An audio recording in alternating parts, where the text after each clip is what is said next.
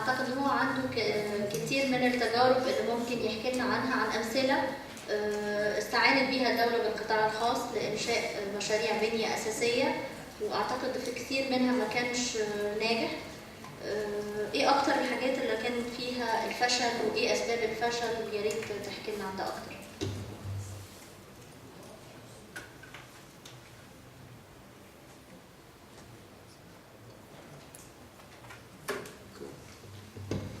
Okay, so you're obviously thinking about this issue from the perspective of Egypt and what Egypt needs and wants.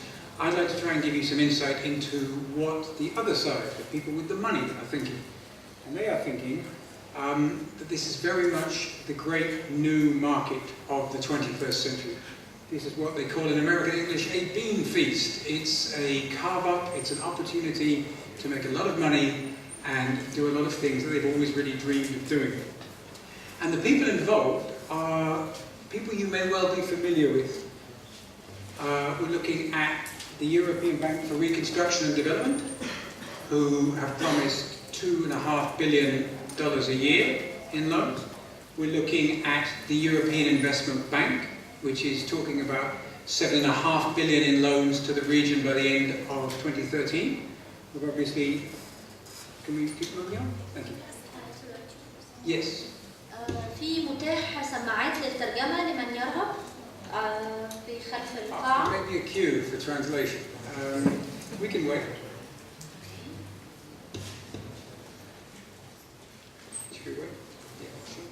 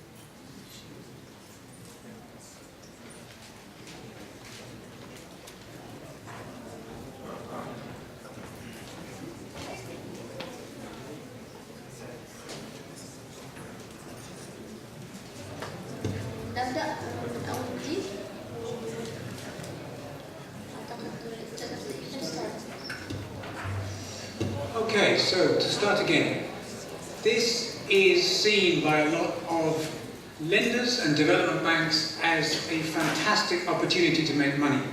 The post-Arab Spring countries are seen as the new market for development lending and profiteering. And these banks on the presentation here are at the front of the queue to lend you money, and to lend you money for very specific reasons. So you have the European Bank for Reconstruction and Development, the European Investment Bank, the IMF, the World Bank, and the private lending arm of the World Bank, which is called the International Financial Corporation, the IFC. And you also have, as was already mentioned, a large delegation of American corporations like Exxon and Coca-Cola, and the Chamber of Commerce, which is pushing, as well as the other things that were discussed, to make it easier to pay bribes.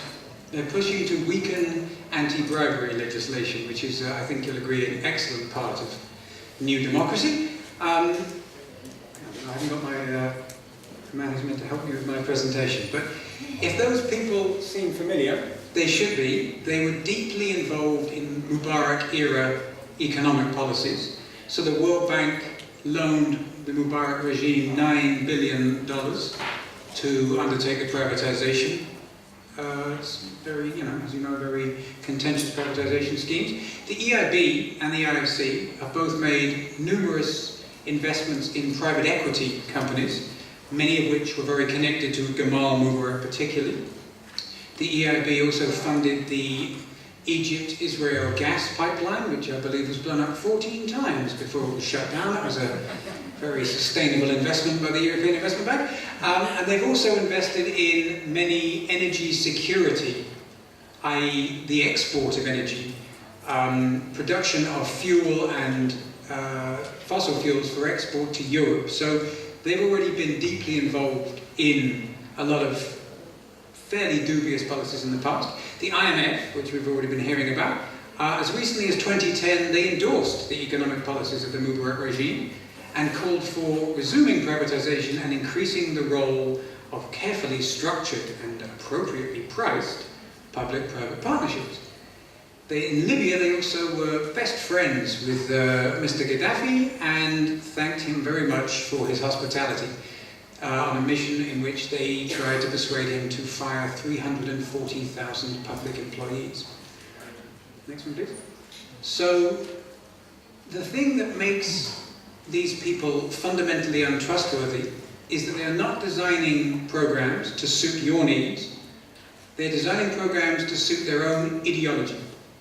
And this reminds me very much, I work for an organization that does a lot of work in Central and Eastern Europe. And this reminds me very much of the situation in Eastern Europe after 1989, in which there were the same prescriptions were given as are given now: wide-scale privatizations, the selling off of state industries, the removal of capital controls. We'll look more deeply in a minute at what the EBRD is proposing. And we've seen this movie before, and the ending sucks. The ending is that a tiny elite of people have all the money, and everybody else is in a lot of trouble. So we've kind of already experienced this before, and the experience of Eastern Europe should be a really good warning as to what these policies lead to. The EBRD is very explicitly, was set up for Eastern Europe after '89 to privatise, so it's got a mandate only to do that. The EIB and the IFC have adopted one. They don't actually have to do that, but they've ideologically moved very strongly in the direction of the privatisation of development.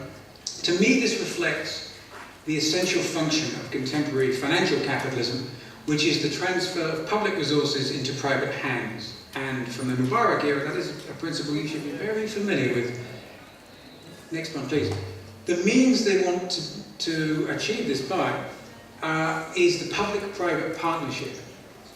And we in Britain, we don't invent much in Britain anymore, but we did invent the public-private partnership, and we're very proud of it. So we're in a very unique position to be able to tell you how it works. It was invented by two governments, really, the Thatcher government and the Gordon Brown government, New Labour. The idea was, one, to transfer private wealth into public hands, very explicitly to help the private sector and to make sure the public sector serves the private sector. But also, two, this was particularly Brown's idea, to hide debt, what they call off-balance sheet. In other words, you pay less money up front, it seems like your debt is lower, but actually you're locked into very long-term payments that make your debt much more over a long period of time. So it seems like a good deal up front, but the long-term consequences are economically disastrous. The most popular countries in which PPPs in Europe have been carried out are the United Kingdom, Spain, Portugal, Greece and Ireland. But you may recognise that those countries have something in common. They're all broke. It's not a complete coincidence that they're all broke because they like public-private partnerships. It's not only public-private partnerships, but it's that mentality. It's that mentality of continuously stealing from the public war chest to fund an elite of private companies. That's the objective, and that is the consequence is you run out of money.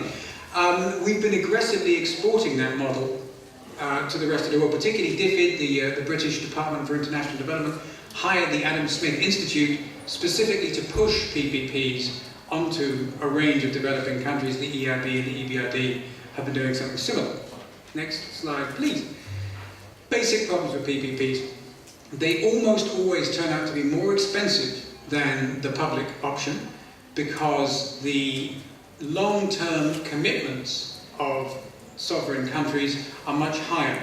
Very often they have guaranteed profit margins over the entire length of the contract. Even if the contract fails, the private company is guaranteed a certain profit. They have what's called costs plus contracts, which were invented in Iraq by Halliburton. Anytime that Halliburton invents something, you probably don't want it. That means that the company is guaranteed to make a certain level of profit and get all its costs back. So there's no incentive. The logic of this is it uses market forces to be efficient, to be disciplined, but there's no incentive if you have that kind of contract to reduce your costs. The incentive is actually to expand your costs. And time after time we see that with PPPs. They're actually massively inflated. There's also this principle of too big to fail, which we recognise from the financial crisis. Many of the principles we're talking about here, you can see the consequences of them in the financial crisis. The best example is the Metronet tube renovation, the London Underground renovation, which the company involved knew very well we can't do without the tube. We can't get people around London without the tube. So they knew, even if they were useless and ran out of money and went bust, we would bail them out. And we did. And it's cost us 17 billion pounds. And we still have a rubbish tube system. So overall, you've got market incentives working backwards in a way. You don't have any of the lean, mean, disciplined market logic. You have hugely inflated sovereign guarantees to private companies. That tends to lead to increased costs for the public. So an average of, on EIB water projects, costs to households went up an average of 3 times, 300%. And that means often deeper debts for sovereign nations. For example, there are hospitals in both the Philippines and in Britain where the hospital itself was closed because people didn't use it, or it was just a badly built hospital, but the government is still paying for that hospital. And in fact, in one case, we'll be paying for that hospital for the next 30 years, even though there was nobody in it. Next slide, please. So, that's quick. The EIB commissioned an internal report into PPPs from their own staff, where their own staff were interviewed. This quote at the top gives you something about the idea of the market, the bean feast, the money they see available. With more than 300 billion euros being invested in public utility infrastructure, FEMIP, which is the Mediterranean bit of the EIB, has launched a program to encourage the use of public-private partnerships. So that's the size of the cake they're thinking of. They're thinking you guys and people in other Arab countries represent 300 billion. But their own staff say that PPPs are expensive and procurement takes too long, that value for money is second to achieving off-balance sheet, to hiding debt, that PPPs often influence or lead the planning process. In other words, the PPP model is decided first and then they fit the project to the PPP model, not the other way around. That PPPs are often inflexible and poor at accommodating change. Next slide, please. In terms of the sectors, this is EIB's own staff think that the PPPs work in. They said that it works okay in schools and roads, badly in hospitals, water and rail, and yet from their own figures, only 1 out of 6 of the PPP road projects made money. Half of them were 50 to 70% less successful than the prediction. PPPs worked best when there was real money, private finance at stake, and you actually raised a very interesting thing which I hadn't thought of, which is that perhaps the Islamic concept of partnership is more important and deeper in your idea of debt and how you bring the public and private together. This is extremely disingenuous, it's a lie basically, in the sense that this is not a public-private partnership in any way. If you are fooled by the word partnership, you'll end up in trouble. The idea here is that the public carries the load and the private takes the benefits. So don't be fooled by the concept of partnership, which sounds great, but it just isn't true. One of their own staff concluded, if you're a good public sector, you shouldn't need PPPs. If you're bad, you shouldn't go near them. You may be surprised to hear this report was suppressed, and actually the EIB refuses to acknowledge it exists, but that's their own staff talking. Next slide, please. The EBRD, which hasn't got a track record in this region because they've only recently received a mandate to operate here, has issued a concept note, a master plan, which pretty much suggests they're going to do what they've always done. So they want to reduce capital controls, making it much easier to take investment back out of the country. They want to cut subsidies. Now, there's probably a good discussion to be had here about whether cutting subsidies is a good idea and what kinds of subsidies, but they would cut subsidies whether it was good or not. And they would particularly focus on subsidies for food and subsidies that are beneficial to the poor because they don't fit into the sort of neoliberal economic model. They put grit in the wheels of the model. They would promote financialization and private equity investment, but they would call it small and medium enterprise lending. This is something we see the EIB doing a lot. They say we're going to get money down to small enterprises, people who are running corner shops and need small amounts of money, but the means they use are always these completely untransparent private equity investments who don't give money to small people. They give money to asset strippers, and they're usually based in Mauritius and Cyprus. They're usually based offshore, and it's almost impossible to find out where the money goes. They would promote a very export-driven economy. So again, this is about Europe securing its own resources, Europe using you as a market and also using you as a basis for raw materials, particularly for agribusiness, so huge business tending to be dominated by the elite, and the export of energy. So the idea that this would produce greater energy availability in Egypt, very, very unlikely that that would be the outcome. The privatization and commercialization of energy and transport. Next slide, please.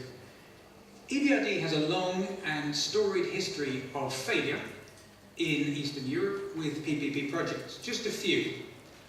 A water treatment plant in Sofia, which was in Bulgaria, the PPP project there produced a 58% loss of water compared to the previous communist-era public institution, and the water is apparently undrinkable. I've never been to Sofia, but I don't plan to test it.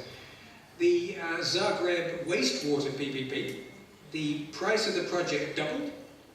The plan was described by the commission set up by the Zagreb municipality to decide on what was the best project.